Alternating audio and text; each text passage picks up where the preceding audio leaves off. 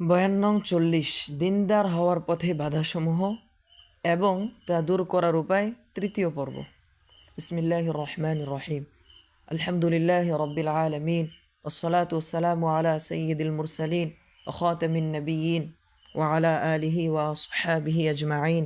আম্মা বা'দু ফাকাদ ক্বালা আল্লাহু তাআলা আউযু বিল্লাহি মিনাশ শাইতানির রাজীম। وإذ قلنا للملائكة اسجدوا لآدم فسجدوا إلا إبليس أبى واستكبر وكان من الكافرين وقال تعالى إن أكرمكم عند الله أتقاكم মুসল্লিয়ান একরাম। গত জুমায় আলোচনা করা হয়েছিল সম্পদের মোহ মানুষকে দিনের উপর চলা থেকে দূরে সরিয়ে দেয়, মানুষকে বিভ্রান্ত করে দেয়। যদি সম্পদের মোহ এমন পর্যায়ে পৌঁছে যায় যে সম্পদ উপার্জন করার জন্য হালাল হারামের বাছ বিচার থাকে না, সম্পদের লোভের কারণে সম্পদ এমনভাবে আঁকড়ে ধরে রাখা হয় যে সম্পদের ক্ষেত্রে আল্লাহর যেসব হুকুম রয়েছে তা পালন করা হয় না। যেমন জাকাত দেওয়া হয় না, কুরবানি দেওয়া হয় না, আত্মীয় স্বজনের অধিকার আদায় করা হয় না ইত্যাদি। এভাবে সম্পদের মোহ যদি এসে যায় তাহলে এই মোহ মানুষকে দিন থেকে দূরে সরিয়ে দেয়। সম্পদের মোহকে আরবিতে বলা হয় হুব্বে মাল। আরেকটা আছে হুব্বে জার। হুব্বে জার অর্থাৎ সম্মানের মোহ, প্রশংসার মোহ, সুনাম অর্জন করার মোহ, অহংকার বোধ থেকে এই মোহ সৃষ্টি হয়ে থাকে। এই মোহ মানুষকে দিন থেকে সরিয়ে দেয়। এই মোহ কারো মধ্যে এসে গেলে সে ভাবতে থাকে যে যে কোনো মূল্যে সকলের মধ্যে আমাকে বড় থাকতেই হবে, সকলের চেয়ে আমার সুনাম বেশি হতেই হবে, সকলের চেয়ে আমাকে প্রশংসা বেশি কুড়াতেই হবে। এই মোহ মনের মধ্যে ঢুকলে শুধু নিজের প্রশংসাই শুনতে মনে চায়, অন্যের প্রশংসা শুনলে খারাপ লাগে। এই মোহ মনে ঢুকলে শুধু নিজের সুখ্যাতি, নিজের সম্মানের তৃপ্তি লাগে, নিজের সম্মানেই তৃপ্তি লাগে। অন্যের সুখ্যাতি, অন্যের সম্মান দেখলে মনে আগুন জ্বলে ওঠে। অন্যের অপমান বা পরাজয় দেখলে আনন্দ বোধ হয়। এভাবে মানুষের মন বিকৃত হয়ে যায়। এটাকে আরবিতে বলা হয় হুব্বে জা। হুব্বে জা অর্থাৎ সম্মান, প্রশংসা ও সুনামের মোহ। এই মোহ মানুষকে দিন থেকে সরিয়ে দেয়। এমনকি এই মোহ মানুষের গোমরাহিরও কারণ হয়ে দাঁড়াতে পারে। যখন এরূপ মোহ এবং অহংকার চরম আকার ধারণ করে তখন মানুষ গোমরা হয়ে যায়। ইবলিস শয়তানের গোমরা হওয়ার কারণ ছিল এটাই। আল্লাহ রাব্বুল আলামিন তাকে হুকুম দিলেন আদমকে সেজদা করার, কিন্তু সে সেজদা করল না। আল্লাহ পাক জিজ্ঞাসা করলেন, মা মানাআকা আল্লা তাসজুদা ইয আমারতুক, অর্থাৎ তোমাকে সেজদা করার জন্য আমি হুকুম দিলাম, তবুও তুমি সেজদা করলে না, কি কারণ? সে বলল, আমি তো তার চেয়ে শ্রেষ্ঠ। তুমি তাকে মাটি দিয়ে তৈরি করেছো আর আমাকে তৈরি করেছো আগুন দিয়ে। আর আগুনের স্বভাব উপরের দিকে থাকা, আগুন কখনো নিচু হতে জানে না। মাটি নিচে থাকে আর আগুন উপরে থাকে। তাই আমি আগুনের তৈরি হয়ে মাটির তৈরি মানুষের সামনে মাথা নত করতে পারলাম না। আল্লাহ পাক বলেছেন, আবা ওয়াস্তাকবারা ওয়া কানা মিনাল কাফিরিন, অর্থাৎ তার ভিতরে বাড়াই এসে গেল, বড় থাকার মোহ এসে গেল, ফলে সে সিজদা করতে অস্বীকার করলো, আর এভাবে সে কাফের হয়ে গেল। কবি বলেন, অর্থাৎ অহংকার এবং বড় থাকার মোহ ইবলিসের সর্বনাশ করলো, তাকে লাঞ্ছিত করলো, আল্লাহর অভিশাপের কারাগারে তাকে আবদ্ধ করলো। এ বর্ণনা থেকে বোঝা গেল সম্মানের মোহ চরম পর্যায়ে চলে গেলে তা শেষ পর্যায়ে গোমরাহির কারণ হয়ে দাঁড়ায়। এ থেকে আরও বোঝা গেল কেউ যদি সরাসরি আল্লাহর কোনো হুকুমকে নিজের যুক্তির ভিত্তিতে অমান্য করে তাহলে তার ঈমান থাকে না। যেখানে কোরআন হাদিসের সুস্পষ্ট হুকুম এসে যায়, যেখানে আল্লাহর রাসূলের পরিষ্কার হুকুম এসে যায়, সেখানে যদি কেউ উল্টো যুক্তি প্রয়োগ করে তাহলে তার ঈমান থাকে না, সে কাফের হয়ে যায়। তাই আমরা বলি, কোরআন হাদিসের পরিষ্কার বিধান যখন এসে যাবে তখন কোনো যুক্তি চলবে না। আমার যুক্তিতে সেটা ভালো লাগুক বা না লাগুক, আমার যুক্তিতে সেটা গ্রহণযোগ্য মনে হোক বা না হোক, আমাকে সেটা মেনে নিতেই হবে। কোনো যুক্তি দাঁড় করে সেটাকে অস্বীকার করার অবকাশ নেই, তাহলে ঈমান থাকবে না। এই যে বড় থাকার মোহ এবং তার কারণে আল্লাহ পাকের হুকুমের বিপরীত যুক্তি দাঁড় করানো, এর কারণেই ইবলিস বিভ্রান্ত এবং কাফের হয়ে গেল। এই মোহের কারণে বহু গুনাহের সৃষ্টি হয়ে থাকে। এই মোহ অনেক আমল থেকে দূরে সরে যাওয়ার কারণ হয়। নেতৃত্বের মোহ, এটাও সম্মানের মোহ। নেতৃত্ব পাওয়ার মোহ যখন এসে যায়, কিংবা নেতৃত্ব ধরে রাখার মোহ যখন কাউকে পেয়ে বসে, তখন সে কি না করে থাকে। সে তখন ভাবে প্রয়োজনে বিরোধী পক্ষকে মেরে ফেলো, প্রয়োজনে অবৈধ অস্ত্র ব্যবহার করো, প্রয়োজনে মাস্তান লাগাও, প্রয়োজনে যত রকম কালো পথ আছে সব বন্ধ করো, সব অবলম্বন করো, তবুও নেতৃত্ব আমার চাই। নেতৃত্বের মোহ থেকেই এগুলো হয়ে থাকে। এই মোহই এসব পাপের দিকে নিয়ে যায়। সম্মানের মোহ অনেক আমল থেকে মানুষকে দূরে সরিয়ে রাখে। অনেক সময় আমরা ছোটদের সালাম করতে পারি না, অধীনস্থদেরকে সালাম করি না। কেন? আমরা ভাবি সালাম তো সে আমাকে দিবে, আমি বড় কাজেই সে আমাকে সালাম দিবে। আমি অফিসের বস, সে আমার অধীনস্থ, কাজেই সে আমাকে সালাম দিবে। এরকম ভাব ভিতরে আসে যে আমি সালাম দিলে আমি ছোট হয়ে যাব। এই যে বড় থাকার মোহ, যার কারণে আগে সালাম করার যে ফজিলত তার থেকে মাহরুম হলাম। এভাবে মানুষের কাছে সম্মান লাভের মোহ থাকার কারণে শরীয়তের অনেক আমল আমরা ছেড়ে দেই। যেমন আমরা শরীয়তের লেবাস পোশাক ছেড়ে দেই, শরীয়তের পারিবারিক বিধান ছেড়ে দেই। যেমন আমরা শরীয়তের লেবাস পোশাক ছেড়ে দেই, শরীয়তের পারিবারিক বিধান, পর্দা ছেড়ে দেই। এসব কিছুই ছেড়ে দেই মানুষের কাছে সম্মান লাভের মোহে। মনে করি এগুলো অর্জন করলে মানুষ আমাকে ভালো মনে করবে, মানুষ আমাকে আধুনিক মনে করবে, প্রগতিশীল মনে করবে, মানুষের কাছে আমি সম্মানী থাকতে পারবো।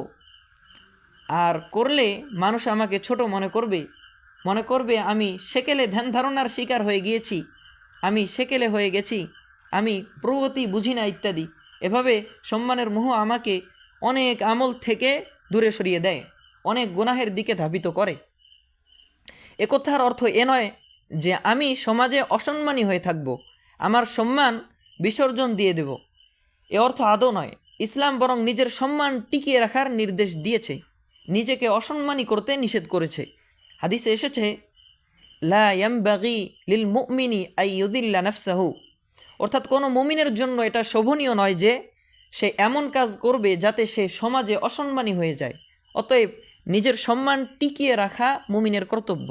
সম্মান নষ্ট হয় এমন কোনো কিছু করা তার জন্য উচিত নয়। মুমিন সর্বদা সতর্ক থাকবে যেন তার সম্মান ক্ষুণ্ণ হতে না পারে। কেমন সতর্ক থাকবে? একটা ঘটনা শুনুন। একদিন রাসূল সাল্লাল্লাহু আলাইহি ওয়াসাল্লাম মসজিদে নববীতে এতেকাফে ছিলেন।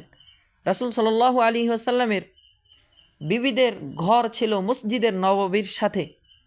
এখন যেখানে রাসূল সাল্লাল্লাহু আলাইহি ওয়াসাল্লামের রওজা শরীফ, এটাই হযরত আয়েশা রাদিয়াল্লাহু তাআলা আনহার ঘর। সব বিবিদের ঘর এরকম মসজিদের সাথে ছিল। রাসূল সাল্লাল্লাহু আলাইহি ওয়াসাল্লাম যখন এতেকাফ করতেন, তখন বিবিরা তার খেদমতের জন্য যেমন একটু চুল আঁচড়িয়ে দেওয়ার জন্য, একটু তেল লাগিয়ে দেওয়ার জন্য মসজিদে আসতেন। একদিন এরকম এতেকাফের সময় হযরত হাফসা রাদিয়াল্লাহু তাআলা আনহা রাসূল সাল্লাল্লাহু আলাইহি ওয়াসাল্লামের কাছে এসেছিলেন। হুজুর সাল্লাল্লাহু আলাইহি ওয়াসাল্লাম তার সাথে কথা বলছিলেন। ইতিমধ্যে দুইজন সাহাবী মসজিদের বাইরে দিয়ে হেঁটে যাচ্ছিলেন। রাসূল সাল্লাল্লাহু আলাইহি ওয়াসাল্লামকে দেখে তারা সালাম দিলেন। রাসূল সাল্লাল্লাহু আলাইহি ওয়াসাল্লাম জবাব দিলেন। তারা চলে যাচ্ছিলেন। ইতিমধ্যে রাসূল সাল্লাল্লাহু আলাইহি ওয়াসাল্লাম তাদেরকে ডাক দিয়ে বললেন, ওহে তোমরা শোনো, এ আমার বিবি হাফসা। রাসূল সাল্লাল্লাহু আলাইহি ওয়াসাল্লাম একথা কেন বললেন? কারণ ওই সাহাবীদের মনে সন্দেহ আসতে পারে যে নবীজি হয়তো কোনো ভিন্ন নারীর সাথে কথা বলছেন। অন্ধকারে তারা পরিষ্কার দেখতে পারবেন না যে কার সাথে নবীজি কথা বলছেন, তাই সন্দেহ আসতে পারে। আর নবীর ব্যাপারে এরকম সন্দেহ এসে গেলে নবীর প্রতি আস্থা নষ্ট হয়ে যাবে।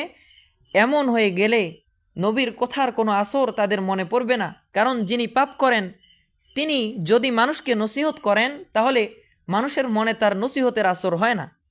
মানুষ তখন মনে করেন যে বেশ তো নসিহত করছেন, আপনি কি করেন আমরা কি তা জানি না।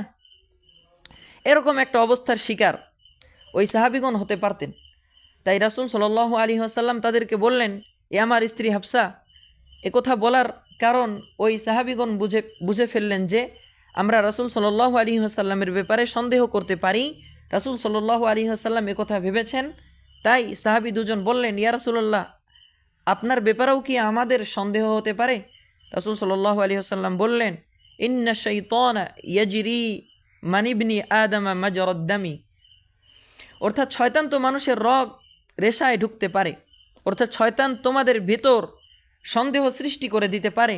এ হাদিসের ব্যাখ্যায় মুহাদ্দিসিন একরাম বলেছেন, বিশেষ করে যারা নেতৃত্ব স্থানীয় ব্যক্তি, যারা সমাজের পরিচালক, আলেম সমাজ, তাদের এমনভাবে চলা উচিত যেন তাদের কোনো কাজকর্মের দ্বারা কেউ তাদের ব্যাপারে কোনো সন্দেহ করতে না পারে, কোনোভাবে যেন তাদের সম্মান খাটো হয়ে না যায়। কারণ তারা যদি সম্মানী না থাকেন তাহলে সমাজে তারা কাজ করতে পারবেন না।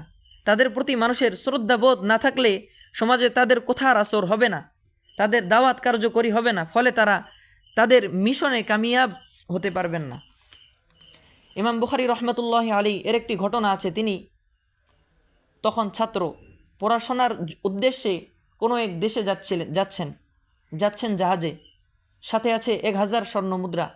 জাহাজের মধ্যে একজন লোকের সঙ্গে কথা প্রসঙ্গে তিনি বলে ফেললেন যে আমার কাছে 1000 স্বর্ণ মুদ্রা আছে।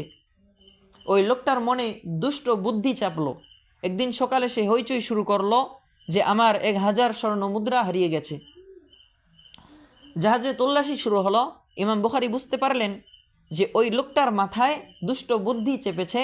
যদি আমার স্বর্ণ মুদ্রাগুলো ওরা দেখে তাহলে সকলে মনে করবে এগুলো ওই লোকটার, তাহলে সকলেই আমাকে চোর মনে করবে এবং একথা সর্বত্র জানাজানি হয়ে যাবে। তখন সমাজের মানুষে আমাকে চোর মনে করবে। এমন হলে মানুষকে আমি হেদায়েত করব কিভাবে? আমি যে কোরআন হাদিস শিক্ষা করছি মানুষের কাছে এটা প্রচারে বিরাট একটা বাধা হয়ে দাঁড়াবে। এইভাবে তিনি সব স্বর্ণ মুদ্রাগুলো সকলের অগোচরে নদীতে ফেলে দিলেন। তল্লাশি করতে করতে এক পর্যায়ে ইমাম বুখারীর কাছেও তল্লাশি চালানো হলো, পাওয়া গেল না। অবশেষে জাহাজ থেকে নামার সময় ওই লোকটা জিজ্ঞাসা করলো, হুজুর, আপনার কাছে যে 1000 স্বর্ণ মুদ্রা ছিল, আপনার এগুলো তো খুঁজে পাওয়া গেল না। তিনি বললেন, আমি সেগুলো নদীতে ফেলে দিয়েছি। আমি আমার সমস্ত জীবন ব্যয় করে রাসূল সাল্লাল্লাহু আলাইহি ওয়াসাল্লামের হাদিস শিক্ষা করেছি। আমার নিকট এগুলো খুঁজে পাওয়া গেলে সবাই আমাকে চোর মনে করত এবং এটা প্রসিদ্ধ হয়ে যেত। তখন আমি সমাজে কাজ করতে পারতাম না, মানুষের রাহবার হতে পারতাম না, তাই ফেলে দিয়েছি। এই দুটো ঘটনাতে লক্ষ্য করুন, নিজের সম্মান টিকিয়ে রাখার প্রয়োজন আছে। কোন খাতিরে প্রয়োজন আছে? দিনের খাতিরে প্রয়োজন আছে, দুনিয়ার স্বার্থে নয়। এটাই হলো মূল বোঝার জিনিস, যে সম্মানের প্রয়োজন আছে, তবে তা দিনের খাতিরে, দুনিয়ার স্বার্থে নয়। অতএব যেখানে সম্মান অর্জন করতে গেলে বা সম্মান রক্ষা করতে হলে ধর্মকে বিসর্জন দিতে হয়, সে সম্মানের প্রয়োজন নেই। যেখানে সম্মান অর্জন বা সম্মান রক্ষার প্রয়োজন হয় দিনের জন্য, ধর্মের জন্য, সে সম্মানের প্রয়োজন আছে। যে সম্মান রক্ষা করতে হয় দিনকে বিসর্জন দিয়ে, ধর্মকে বাদ দিয়ে, সেই সম্মানের মোহ মানুষকে গোমরাহ করবে, দিন থেকে সরিয়ে দিবে। কিন্তু ধর্মের স্বার্থে সম্মান রক্ষার প্রয়োজন আছে, সম্মান রক্ষা করতে হবে দিনের স্বার্থে। আবার দিন যদি থাকে তাহলেই প্রকৃত সম্মান অর্জন হবে। ইসলামে সম্মানের মাপকাঠি হলো দিনদারি, পরহেজগারি। কোরআন শরীফে বলা হয়েছে, ইন্না আকরামাকুম ইনদাল্লাহি আতকাকুম, অর্থাৎ তোমাদের মধ্যে সবচেয়ে সম্মানী ওই ব্যক্তি যে সবচেয়ে বেশি পরহেজগার। যার মধ্যে যত বেশি পরহেজগারি থাকবে আল্লাহর কাছে সে তত বেশি সম্মানী। অতএব পরহেজগারি বা দিনদারিকে বাদ দিয়ে কোনো সম্মান প্রকৃত পক্ষে সম্মান নয়। সুতরাং সেরকম সম্মান ইসলামে কাম্য নয়। আমাদেরকে বুঝতে হবে যে সম্মানের মাপকাঠি হলো দিনদারি, দিন ছেড়ে নয়, বরং দিন গ্রহণ করার ভিতরেই সম্মান। অতএব যতক্ষণ পর্যন্ত দিনদার পরহেজগার ব্যক্তি, আলেম সমাজ, বুজুর্গানে দিন, ওলিয়া উলিয়াগণ আমার কাছে সম্মানী মনে না হবে, ততক্ষণ পর্যন্ত বুঝতে হবে কে প্রকৃত সম্মানী আর কে সম্মানহীন। এই বুঝ আমার এখনও হয়নি। বুঝতে হবে আমার মন মানসিকতা এখনও সহি হয়নি। একদিন রাসূল সাল্লাল্লাহু আলাইহি ওয়াসাল্লাম সাহাবীদেরকে নিয়ে বসে আছেন। তখন একজন লোক সেখান দিয়ে যাচ্ছিল। রাসূল সাল্লাল্লাহু আলাইহি ওয়াসাল্লাম জিজ্ঞাসা করলেন, এই লোকটা তোমাদের দৃষ্টিতে কেমন? উপস্থিত সাহাবা একরাম বললেন, ইয়া রাসূলুল্লাহ, উনি বড় ভদ্র পরিবারের লোক, খুব সম্মানী ব্যক্তি। তিনি কোনো কথা বললে সবাই তা রক্ষা করে, কোনো সুপারিশ করলে সবাই তা গ্রহণ করে, কোথাও বিবাহের প্রস্তাব দিলে সবাই তা কবুল করে, অর্থাৎ সমাজে সে একজন দামি মানুষ। এরপর আরেকজন লোক সেখান দিয়ে যাচ্ছিল। রাসূল সাল্লাল্লাহু আলাইহি ওয়াসাল্লাম তার ব্যাপারেও জিজ্ঞাসা করলেন যে এই লোকটা সম্পর্কে তোমাদের কি ধারণা? উপস্থিত সাহাবা একরাম বললেন, এই লোকটা একজন সাধারণ মুসলমান, তেমন কোনো সম্মানী ব্যক্তি নয়। সে কোনো প্রস্তাব দিলে কেউ তার কথা গ্রহণ করবে না, কোনো সুপারিশ করলে কেউ তার প্রতি ভ্রুক্ষেপ করবে না, অর্থাৎ সমাজে সে তেমন কোনো দামি মানুষ নয়। রাসূল সাল্লাল্লাহু আলাইহি ওয়াসাল্লাম বললেন, প্রথম ব্যক্তির মতো লোক দ্বারা যদি সারা দুনিয়া ভরে যায় তবুও দ্বিতীয় লোকের সমতুল্য হতে পারবে না। এই দ্বিতীয় একজন লোক তাদের সবার চেয়ে শ্রেষ্ঠ এবং দামি। আল্লাহর কাছে সেই বেশি সম্মানী, আল্লাহর কাছে সেই বেশি সম্মানী। আবার কোরআনের ওই আয়াতটা স্মরণ করুন, ইন্না আকরামাকুম ইনদাল্লাহি আতকাকুম, অর্থাৎ তোমাদের মধ্যে আল্লাহর কাছে সবচেয়ে বেশি সম্মানী সেই যে সবচেয়ে বেশি পরহেজগার। এক হাদিসে বলা হয়েছে, খয়রুকুম মান তাআল্লামাল কুরআন ওয়া আল্লামাহ, অর্থাৎ তোমাদের মধ্যে শ্রেষ্ঠ ব্যক্তি সেই যে কোরআন শিক্ষা করে এবং অন্যকে তা শিক্ষা দেয়। এ হাদিসে আমাদের কি মন মানসিকতা শিক্ষা দেওয়া হয়েছে? এ হাদিসে আমাদের কি মন মানসিকতা শিক্ষা দেওয়া হয়েছে? আমাদের মনের অবস্থা কি এরকম? একটা ছেলে যদি ম্যাট্রিক পাশ করে, কয়েকটা স্টার নিয়ে পাশ করে, তাহলে আমরা তাকে কত ভালো দৃষ্টিতে দেখি, এরকম সন্তান নিয়ে আমাদের কত গর্ববোধ হয়। কিন্তু আরেকটা ছেলে যদি কোরআন শিক্ষা করে হাফেজ হয়, কোনো হেফজখানা বা মক্তবের শিক্ষক হয়, তাহলে ওরকম গর্ববোধ হয় না, ওরকম প্রফুল্লতা বোধ হয় না। বুঝতে হবে আমাদের মন মানসিকতা এখনও দুরস্ত হয়নি। ওই হাদিসটি স্মরণ করুন যার মধ্যে মন সম্পর্কে বলা হয়েছে, ইদা সলুহাত সলুহা সাইরু জাসাদিহি ও ইদা ফাসাদাত ফাসাদা সাইরু জাসাদিহি, অর্থাৎ মন যদি ঠিক হয়ে যায় তাহলে সব ঠিক হয়ে যাবে, আর মনের ভিতর যদি গলত থাকে, মন যদি ঠিক না হয় তাহলে সব গলত হয়ে যাবে। আমাদের দৃষ্টিভঙ্গি, আমাদের মন মানসিকতা এখনও দুরস্ত হচ্ছে না। কিসের ভিতরে সম্মান আর কিসের ভিতরে সম্মান নয়, এই বুঝ এখনও ঠিক হচ্ছে না।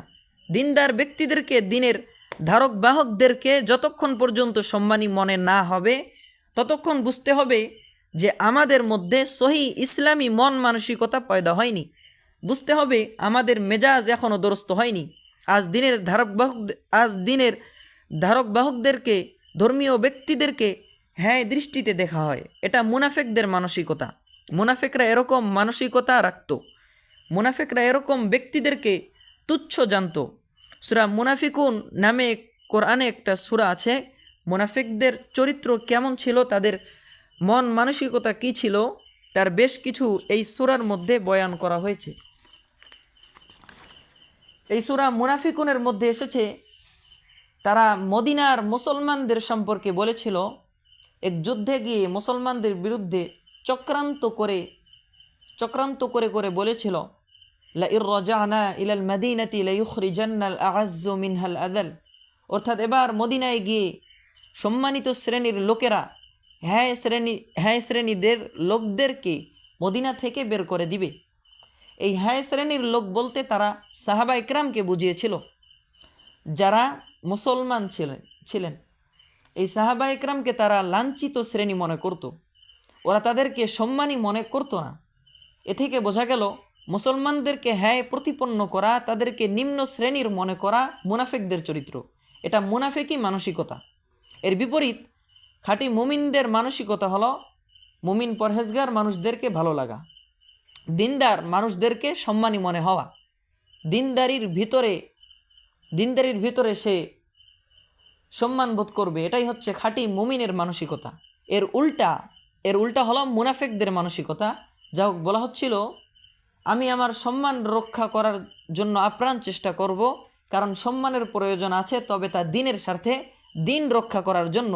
দিনকে বাদ দিয়ে যেখানে সম্মানের প্রশ্ন আসবে সেখানে সম্মান রক্ষা করার জন্য দিনকে ছেড়ে দিতে হয়, ধর্মকে ছেড়ে দিতে হয়।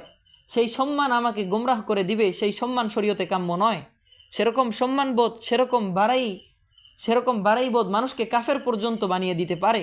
সেরকম সম্মানের প্রয়োজন নেই। সেরকম সম্মানের লোভ ছেড়ে দিতে হবে। যদি মানুষের কাছে এর জন্য ছোট হতে হয়, যদি মানুষের কাছে এর জন্য অসম্মানী হতে হয়, তবুও তা হব। আল্লাহর কাছে বড় হওয়াই আসল বড় হওয়া, আল্লাহর কাছে সম্মানী হওয়াই আসল সম্মানী হওয়া। যারা আসল সম্মান কিসে তা বোঝে না, তারা বোকা। এরকম লোকদের কাছে সম্মানী হলেও তাতে লাভ কি? মন যদি এরকম ছোট হতে না চায়, মন যদি বাড়াই দেখাতে চায়, তাহলে মনকে বোঝাতে হবে কবির ভাষায়, আউয়ালু নুতফাতুন কাদিরা ওয়া আখিরুকা জিফাতুম মাদিরা ওয়া আনতা ফিমা বাইনাহুমা তাহমিলু আদিরা। অর্থাৎ হে মন, তুমি কি নিয়ে বাড়াই করতে চাও? তোমার মধ্যে বাড়াই করার মতো কি আছে? শুরুতে তুমি ছিলে এক ফোঁটা নাপাক দুর্গন্ধযুক্ত পানি, তোমার শেষ ফল হলো মরে পচে দুর্গন্ধময় লাশ হয়ে যাবে, আর মাঝখানে নাপাক দুর্গন্ধময় কিছু ময়লা পেটের মধ্যে বহন করে চলছো। কাজেই বাড়াই বোধ ছাড়ো, অহংকার বোধ ছাড়ো, বিনয়ী হতে শেখো, তোমার মানসিকতা দুরস্ত করো। আল্লাহ পাক আমাদের মানসিকতাকে দুরস্ত করে দিন, নফসানিয়াত থেকে আমাদেরকে হেফাজত করুন। আল্লাহুম্মা আলহিমনা মারাশিদা উমুরিনা ওয়া আইদনা মিন শুরুরি আনফুসিনা ওয়া মিন সাইয়্যাতি আমালিনা। অর্থাৎ হে আল্লাহ, যা আমাদের জন্য ভালো, আমাদের অন্তরে তার চেতনা উদয় করে দাও, আর আমাদের নফসের ওয়াসওয়াসা এবং আমাদের আমলের খারাপি থেকে রক্ষা করো। আমিন। ওয়া আখিরু দাওয়ানা আনিল হামদুলিল্লাহি রাব্বিল আলামিন।